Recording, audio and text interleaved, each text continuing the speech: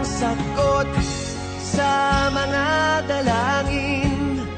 Dininig ng langit ang aking paglalambing.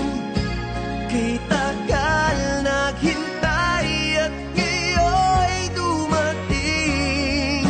Di na hahayaan na ika'y mawala sa akin.